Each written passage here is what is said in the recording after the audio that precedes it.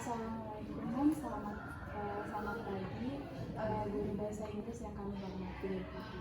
Pertama-tama perkenalkan, nama saya Agnes Zainal Putri dan teman saya Oke, Karyano.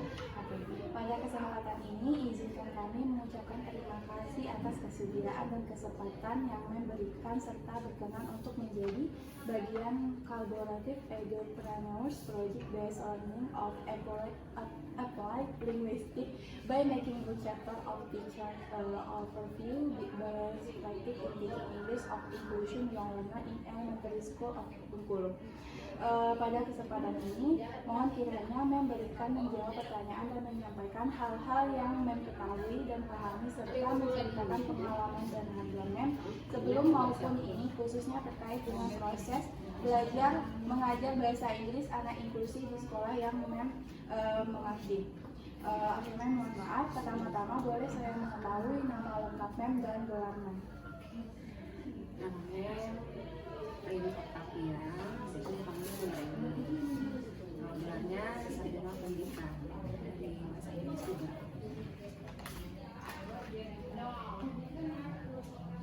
Terus Mem boleh minta email yang masih berlaku sama nomor handphonenya Mem?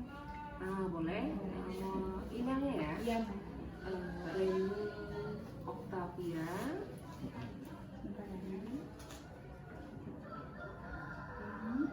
R kecil ya. Rini Octavia, nggak ada jeda. Rini Octavia BK. BK-nya gede. Nggak kecil semua. BK L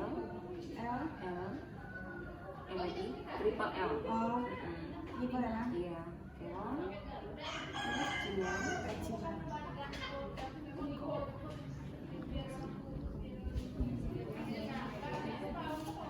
Nomor teleponnya 0813 7987 2287. Iya.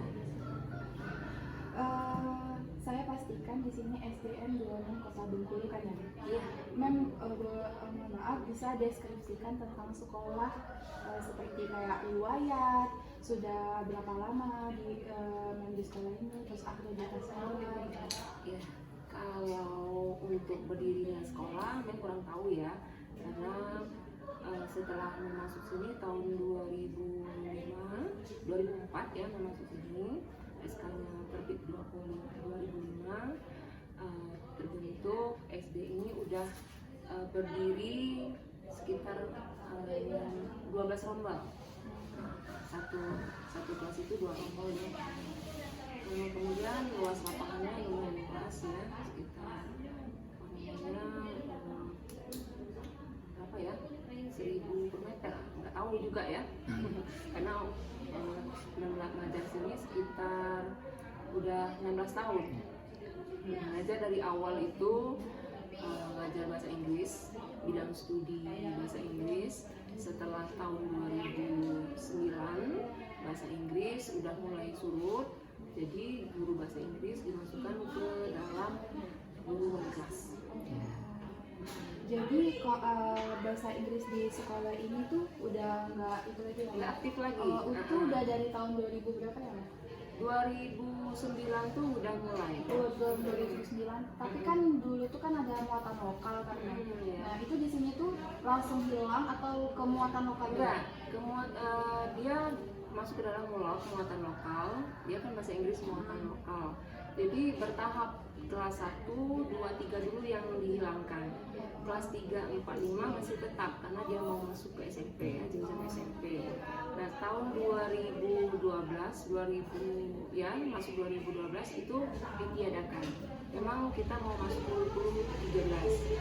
Sebenarnya sih sangat tidak relevan sebenarnya kalau mau itu dihapuskan bahasa Inggrisnya, karena kita udah masuk ke internet kan dalam bahasa Inggris semua gitu. Tapi disayangkan ya kalau dihapuskan. Tapi itu kebijakan pemerintah dan otonomi sekolah. Jadi mulok udah masuk ke bahasa daerah. Jadi Mem kan 2009 itu kan dijadikan muatan lokal. Nah sekarang kan udah nggak ada lagi muatan lokal bahasa Inggris, itu di 2000 berapa? Sekitar 2012 2012 sih. Oh, udah 2012 udah nggak ada lagi mata Nggak kuliah. ada. Nah, Mem boleh tahu berapa sih Mem jumlah anak inklusi yang ada di sekolah itu? kalau waktu mengajar tahun 2007 ya, waktu itu ada sekitar 2 orang anak inklusi ya, di kelas 1 dan kelas 2 kalau nggak salah dulu ya. Tapi hanya sebentar, sekitar 1 tahun mengajar anak inklusi karena cuma 1 orang. Untuk kelas 1 1 orang, untuk kelas 2 itu 1 orang juga. Itu perempuan atau laki-laki? Laki-laki. Laki-laki semua. Laki-laki semua. Oke. Mohon maaf sebelumnya, boleh nggak menceritakan latar pendidikannya? Latar pendidikan Mem bermula dari TK Asian 1 di Curug, ya, kemudian pokoknya SD, SMP sama SMA itu di Curug semua. Di Bengkulu baru masuk Mem UMB tahun 2000. Mem kuliahnya Iya, mencetus kemauan almarhum ayah Mem supaya harus bahasa Inggris menjadi seorang guru karena latar belakang orang tua kan guru semua. Jadi ya Mem coba, alhamdulillah ya berhasil dari sampai sekarang. Mem lulusnya tahun berapa Mem? 2004. 2004. Terus Mem masuk ke SD tahun 2004 akhir. 2004. Iya. Itu langsung jadi, mohon maaf ya, langsung jadi PNS atau Enggak, honor dulu. Oh. Mem honor dulu sampai 9 tahun Mem honor di SD 26. Setelah itu baru ada kasih Mem. Terus apa yang Mem ketahui terkait anak inklusi? kalau pengalaman Mem untuk dari mengajar si namanya Bim ya, anak inklusi Mem dulu. Nah, satu lagi itu kalau nggak salah Kevin kalau nggak salah. Namanya satu Iya. Kalau Bim dia bisa menulis, tetapi untuk pengertiannya ke masalah bahasa itu kurang dipahami. Jadi sering sekali memanggilnya satu-satu. Kalau temannya udah pulang, panggil satu-satu maju ke depan. Oke. Bagaimana sih Mem pandangan Mem terhadap anak inklusi? Kalau pandangan tentang anak inklusi ya, anak-anak ini harus mempunyai diperhatikan dengan khusus lebih dari anak-anak yang lain. Karena memang agak sulit untuk memprediksi mereka ngerti atau tidaknya dalam bahasa Inggris. Karena bahasa Inggris kan alfabetnya berbeda. Kalau bahasa Inggris kan A, B, C, sedangkan si bahasa Inggrisnya kan A, B, C. Jadi itu sangat susah untuk masuk dalam hal 1 jam aja masih susah. Oh, jadi tahapan prosesnya itu gimana? Soalnya kan dia bergabung sama anak yang normal gitu Iya. kan. Nah, jadi itu Mem proses cara mengajarnya itu gimana? Kalau untuk cara mengajarnya secara normal, tetapi itulah agak berbeda yang si Bim tadi. Ya. Dalam untuk 2 jam kita dituntut secara normal karena kita mengajarnya kan di sekolah negeri, bukan SLB. Jadi memang benar-benar harus 2 jam ya 2 jam itu. Nah jadi guru yang bersangkutan harus punya inisiatif untuk memajukan anak yang inklusi tadi. Jadi setelah teman-temannya pulang, yang anak inklusinya harus diberi pendekatan pertama. Kalau anak inklusi di sekolah ini kategori yang seperti apa nih? Kalau di sini kan ada tidak ada siswa yang berkebutuhan khusus atau disabilitas fisik atau disabilitas visual atau penglihatan, disabilitas pendengaran, disabilitas intelektual, autis, gangguan bicara dan bahasa, gangguan pemusatan perhatian dan imperatif ADHD, disabilitas ganda atau lain-lainnya. Jadi di sekolah ini tuh kategorinya seperti apa? Kalau member pandangan melihat dia dalam 1 tahun kemarin itu intelektual dia kurang dan autis ringan. Nah iya, karena cara pandang mereka sangat berbeda. Itu tuh kalau misalnya autis ringan sama intelektual itu tuh kayak dia susah nangkap atau gimana? Susah nangkap ternyata tidak sih anak autis sama disabilitas intelektual itu tidak, tetapi dia hanya tidak terfokus, dia cepat nangkap. Ya misalnya kita berikan dia tulisan A, dia cepat nangkap A. Malah tulisannya ada yang lebih baik dari dari yang teman yang biasa normal biasa. Nah tetapi dia tidak terfokus. Kadang dia ada tabiat manja. Dia cepat nangkap, tapi tidak terfokus. Terfokusnya itu kayak dia sering main-main atau fokusnya tuh dalam Terbawa emosi dia sendiri. Karena dia kan sendiri, ya dalam kelas itu sendiri. Karena dia cuma mungkin dia punya imajinasi yang lain, ya. Jadi kadang ini ya, kalau yang bilang coba tulis huruf A, dia tulis huruf A. Setelah huruf A coba dibacakan E. Nah, kadang dia memukul meja gini, gitu. Terlalu aktif gitu ya.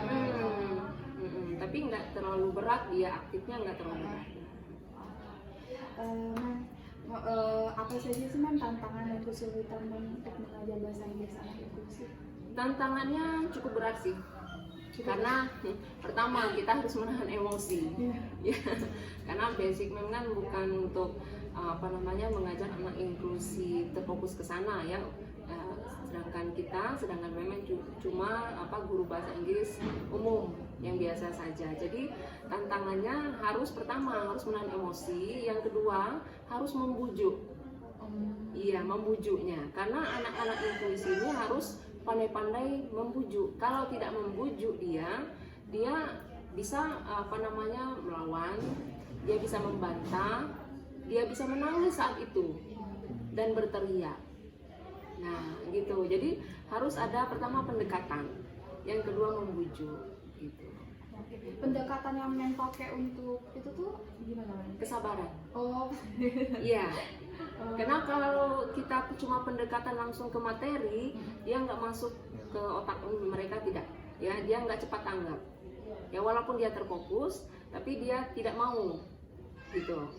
Cepat belajar itu tidak mau. Kalau gaya mengajar anak inklusi sama anak yang normal itu sangat berbeda. Karena kalau di normal, anak-anak normal tidak terlalu energik. Tapi kalau kita mengajar anak inklusi harus energik. Iya, gitu. Ekstra. Apakah mempunyai pengalaman khusus untuk mengajar pengalaman khusus yang berkesan atau menarik saat mengajar bahasa Inggris anak inklusi? Ada ya, pengalaman menarik itu ada senangnya, ada sedihnya sih. Senangnya kalau dia terfokus walaupun dia sering ada nada-nada nyeleneh, terus nggak dengar kita, ada gitu. Ada juga pas kita ngajar dia merajuk pergi entah kemana, pas mau ngejarnya entah kemana. Nah setelah kita mau masuk ke kelas, dia pulang ke sini mencari kita. Itu ada itu. Jadi itu gimana cara ngitunya kalau kayak gitu? Jadi kita kasih solusi ya, sebelum dia merasa jenuh ya otomatis kita harus mengajarinya membelakangi pintu dulu supaya nggak langsung lari dia. Ya jadi mungkin paling enggak kita menutup pintu dulu, terus menghidupkan musik dulu gitu. Nah, biar dia mau itu kan menyenangkan suasana hati. Itu kan dia campur sama anak normal kan.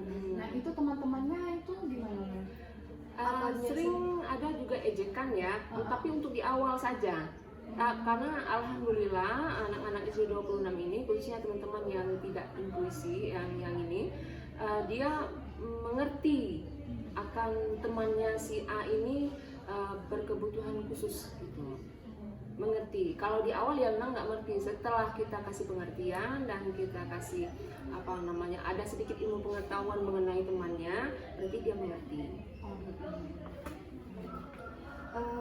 Mohon maaf, bisa kan menceritakan studi kasus yang gambaran singkat salah satu siswa inklusi secara umum atau spesifik, dan bagaimana sih upaya itu membantu anak yang membantu literasi skillnya.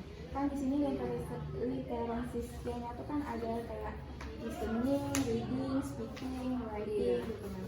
Nah, kalau di dalam listening itu tuh kan ada 5 yang harus difokusin seperti receiving, focusing, deciphering, accepting, sama spelling. Kalau yang reading itu ada 4, ada dibagi vocabulary, fluency, sama conversation. Kalau speaking ada fluency, vocabulary, grammar, pronunciation. Kalau di writing itu ada handwriting, spelling, keyboarding, capitalization, and punctuation, sama subtle. Itu gimana Mem cara menghandle itu Mem, studi kasusnya? Oke.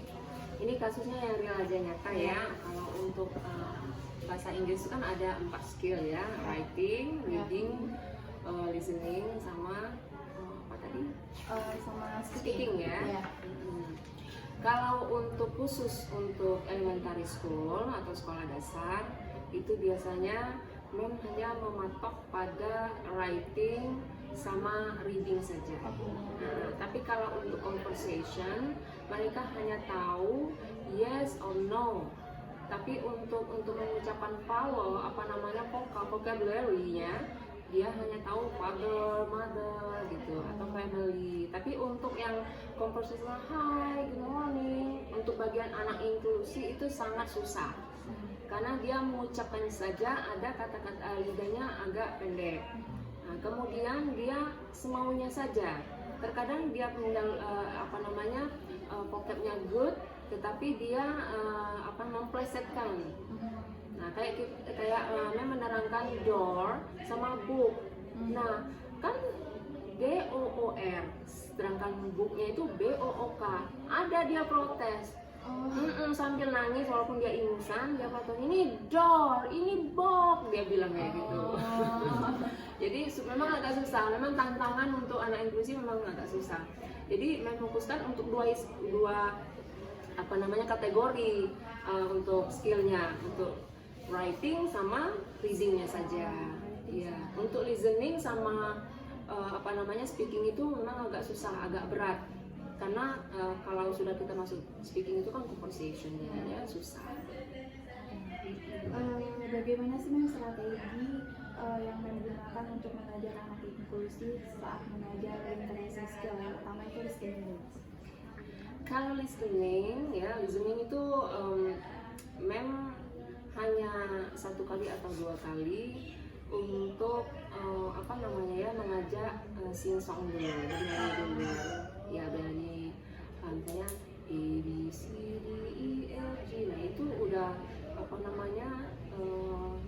sudah susah bagi mereka. Atau hello good morning. Nah, itu bahan ajarnya sama kayak yang anak normalnya? Sama, karena si bimbing kan sekolah di tempat umum, jadi sama. Jadi harus disamakan. Nah, cuma pandangan guru sendiri aja yang harus ada ketentuan tertentu untuk beliau. Kalau boleh tahu Mem, ketentuannya itu seperti apa Mem? Ya, ketentuannya ya pertama kita menurut program pemerintah. Mohon maaf Mem, tadi terjeda. Kalau tadi kan listening. Nah, kalau untuk strategi yang readingnya itu Mem gunain strategi gimana kalau untuk belajar reading? Strategi untuk reading ya biasanya tulis di papan tulis, karena kalau untuk kita kasih teks kayaknya nggak masuk dia tuh, nggak masuk langsung ke ininya ya, ke pikiran beliau. Jadi langsung kita masuk ini aja buat di di papan tulis vocab-vocabnya kayak table, chairs gitu ya. Jadi di ini kita buat di papan tulis. Nah, terus kita ada pengulangan paling nggak 3 kali itu untuk readingnya. Kalau untuk teks kayaknya belum. Itu Mem, daya tangkapnya anak yang normal sama yang inklusi itu tuh pas Mem ngasih materi itu sama aja lambatnya? Kalau untuk reading sama writing hampir sama. Hampir sama. Karena si Bim anak inklusi itu cepat tanggap dia. Sama, tapi itulah berbeda, dia disabilitas intelektualnya yang sama autisnya itu yang berbeda. Jadi dia tuh nggak terlalu ketinggalan banget ya Mem sama yang anak-anak yang lain? Kalau diomongin ketinggalan dia lumayan sih, lumayan ketinggalan karena nilainya kan hampir anjlok gitu ya. Karena misalnya gini, kalau table kita buat di meja, di apa namanya, di papan tulis, saat itu dia merekam, tahu dia, tapi untuk besoknya lagi mengulang lagi begitu. Jadi untuk penilaiannya pada saat itulah, jadi hampir sama dia sama normal. Kalau teman-teman yang normal kan, kalau besoknya udah tahu kemarin belajar ini gitu. Kalau dia enggak. Kalau untuk strategi yang pembelajaran writing gimana? Kalau writing hampir sama sih sama apa namanya reading ya, karena dia menuliskan kalau kelas 1 dan kelas 2 itu pakai halus kasar. Jadi satu-satu huruf, harus satu-satu huruf. Jadi untuk strateginya dia memang nggak bisa ngasih dalam satu kata, ngasih satu huruf per huruf. Iya. Itu sama aja kan yang sama anak yang sama juga, tapi besoknya berbeda kembali gitu. Iya. Kalau anak-anak tuh besoknya Masih mengingat. masih mengingat. Tapi kalau untuk inklusi kadang mengingat, banyaknya enggak. Ya, banyaknya tidak. Jadi itu materinya tuh tapi mengikuti yang anak yang ini kan? Harus mengikuti. Iya. Walaupun dia ketinggalan gitu kan, jadi kita harus lanjut terus atau? Lanjut terus. Kenapa? Karena makanya siasat MEM itu ya, kita kan program pemerintah, harus dikejar. Jadi untuk menindaklanjuti untuk inklusi yang si Bim tadi, anak inklusi, berarti dia setelah anak-anak pulang, ibaratnya seperti les itu. Jadi ada pertemuan selanjutnya Iya, gitu ya? untuk pertemuan selanjutnya. Kalau untuk speaking Mem? Kalau speaking sama juga ya dengan ini, karena memang hanya ringan-ringan saja untuk mereka, nggak sebatas introduction ya, kayak perkenalan, itu tidak bisa dia, karena kalau dia lagi genit, hello good morning, kalau pada saat itu dia bisa. Tapi kalau dia pengennya tidak mau itu, berarti tidak bisa dipaksa. Iya. Percuma memaksa dia. Terus selanjutnya itu kan Mem ada materi ajar yang digunakan dalam mengajar anak inklusi saat mengajar interaksi skill itu yang listening gimana materi ajarnya? Materi ajarnya memang sih ada di buku, tapi kebanyakan otonomi pribadi Mem sendiri. Iya, karena kalau kita menurut buku susah benar anak-anaknya menerima gitu. Semuanya itu Mem? Semuanya. Ya. Kalau materi ajarnya listening biasanya tuh Mem apa aja Mem? Materinya Mem? Ini ya, kalau untuk listening itu kebanyakan sing song. Iya, sing song, nyanyi, itu biasanya. Kalau yang reading Mem, materi ajarnya? Kalau reading itu biasanya ada di buku. Ada di buku. Kalau reading itu dia langsung membaca atau gimana Mem?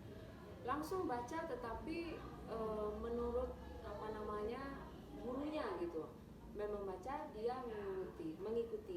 Jadi nggak dilepas membacanya, enggak ya, kebanyakan gitu. Reading. Kalau writing kan gimana? Writing sama, untuk penulisannya, tetapi penulisannya paling enggak tuh mendiktekan ya, diinlakan saja. Misalnya coba tulis huruf E. Nah, E itu apa? Apakah E benar dalam bahasa Indonesia atau A dalam bahasa Indonesianya, kayak gitu. Jadi itu masih tetap pada alfabet. Masih Ya. Materinya itu alfabet ya? Masih alfabet. Walaupun materinya sudah misalnya tentang knowledge, ilmu pengetahuan, atau science, matahari, tetap alfabet yang kita inikan. Kalau yang speaking Mem, materi ajarnya? Kalau speaking itu bebas. Materi ajarnya tentang reading, writing, speaking, listening, semuanya ada di buku panduan atau buku paket. Ya, memang udah dipesan dari sekolah, memang ada. Nah, tetapi untuk prakteknya langsung tidak bisa. Jadi untuk listening sama speaking itu memang terkadang di luar dari materi. Bukan materinya ya, di luar yang harus bagaimana mengajarnya itu di luar itu. Kayak Mem adopsi sendiri materinya Iya, gitu ya? Yang seringnya tuh Mem materinya tuh tentang ABC itu aja atau ada yang lain kayak apa Ya, nama-nama tentang binatang? things, animal, things kan benda-benda, animal, kemudian family, yang paling enak ini number. Masih itu tuh kelas berapa? Kelas 1 sampai 1 sampai kelas 3 tuh hampir sama. Tapi untuk kelas 4 sampai 5 itu mendalami tadi. mendalami. Sudah ada teks, ada bacaan. Sedangkan kelas 1 sampai kelas 3 enggak. Cuma ada kayak Iya, vocab-vocab aja. vocabnya aja. Kemudian cerita bergambar. Oke. Terus Mem, bagaimana sih Mem penilaiannya dan asesmen yang Mem gunakan dalam mengajar anak inklusi saat mengajar literary skill yang listening dong Mem? Yang jelas untuk anak inklusi kalau listening sebenarnya disatukan ya, writing, reading, listening sama speakingnya itu semuanya rata-rata mengambil evaluasinya pada saat dia belajar, pada saat hari itu dia belajar. Jadi semua skill pada saat dia itu belajar? Iya, langsung mengambil nilai. Karena apa ya, kalau kita dari ulangan, kertas ulangannya itu biasanya dia dikusutkan gitu, dilipat aja, karena kan hampir sama gitu, karena kita nggak kejar lagi waktu. Kadang dia oret-oret kumis atau apa gitu. Jadi untuk pengambilan nilai anak-anak inklusi itu langsung pada hari saat itu. Kalau untuk yang anak normal sama aja apa gimana? Tidak. Kalau anak normal sama dengan anak inklusi, dia ulangan biasa, tetapi berbeda anak inklusi nanti dipanggil pada hari yang berbeda, atau setelah anak-anak pulang langsung kita evaluasi nilai. Iya. Oke. Kalau misalnya evaluasi penilaian itu Mem itu lihatnya dari mana ya Mem? Dari kemampuan dia? Yang jelas pertama dari kemampuan dia. Kalau untuk menguasai materi kayaknya tidak. Jadi pada saat itulah misalnya materi pengambilan nilai mengenai vocab. Jadi di sanalah ada reading, writing, listening, speakingnya yang mensuruh untuk saat itu menghadap memori gitu. Jadi langsung. Kalau misalnya nunggu besok dia udah lupa gitu ya? Iya. Terus apa saja sih Mem duka suka Mem mengajar anak inklusi? Ya seperti tadi ya, kalau sukanya kadang dia terlalu lucu, dengan sikap mereka, ya sikap si Dinding tadi. Tapi kalau dukanya kadang ya menahan emosi, waktu udah jam sekian, udah tengah hari ya, udah panas, tapi dia bandel ya, bandelnya itu karena dia nggak sadar gitu. Yang kita berikan tadi nggak masuk terus, nggak ngerti terus. Nah itu jadi harus ada kebijakan, jadi harus nahan emosi dan sabar, pasang muka senyum terus, jangan sampai membosankan di depan dia. Kalau misalnya yang memang ada nggak sih Mem pengalaman Mem yang memang sangat yang kurang enak gitu sama anak inklusi? Iya, kadang yang namanya anak-anak di sini ada kadang kata-kata kotor, ya kan? Kalau dia emosinya sudah keterlaluan tuh kata-kata kotor, kemudian meraju berlari dia. Jadi kadang terlepas dari kita. Itu gimana Mem? Jadi kita harus kerjasama dengan orang tuanya. Jadi orang tuanya sebelum anak itu pulang, orang tuanya harus menunggu di depan. Terus apa sih Mem saran dan harapan Mem terkait pengajaran dan pembelajaran bahasa Inggris anak bagi anak inklusi? Harapan yang kedepannya ya, kalau bisa memang benar-benar ada buku panduan, buku paket khusus untuk anak-anak inklusi dengan keterbatasan mereka masing-masing. Mungkin yang si A ada tentang autis, ya buku tersebut dipandukan memang khusus untuk autis gitu. Jadi